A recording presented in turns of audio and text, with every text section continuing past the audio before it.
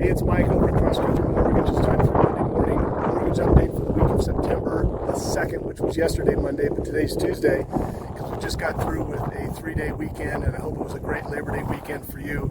I had a great weekend. I did a lot of fly fishing this weekend, and I caught some great fish. So let's talk about what happened last week, what's going to happen this week in the market. Last week, really not a lot. It was very flat on the rates. We had a lot of reports that came out that showed positive, unexpected news in the economy.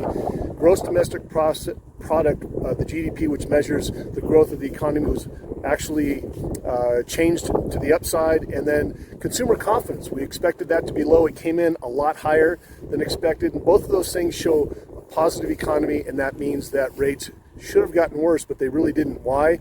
Because this overhang, this known that we're going to see rate cuts in September, and there's still some uncertainty. So what are we looking at this week? Really two things. The main thing is jobs weeks, big jobs weeks, and we're going to look at what the jobs look like for July, and this is on the heels of the adjusted job numbers that came out with the BLS. Remember, a couple weeks ago, BLS adjusted the annual jobs that were added last year, that they said were added last year, and they took out over 800,000 jobs. So will the jobs numbers that come out Thursday and Friday match that? And if it does, it really is not if the Fed's going to cut rates in 2 weeks, it's how much.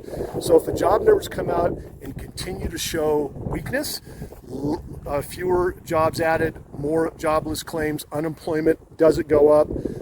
If all of that happens, that means we could see a 0.5 point rate cut next week.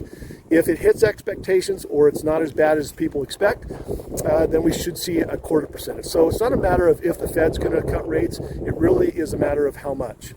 The other thing that we're looking at this week is manufacturing numbers. Our business is making stuff. We've been in this manufacturing recession for quite some time. Is that going to continue, or are we going to actually see some changes in those numbers? So really floating into this week, into Thursday and Friday, when we see the ADP and the BLS job numbers come out to support what the Fed's going to do and how much they're going to cut. And that's ahead of 2 weeks, the next Fed meeting. So hope you have a great productive week. It is a short week because it's Tuesday, and we'll talk to you next week. Bye-bye.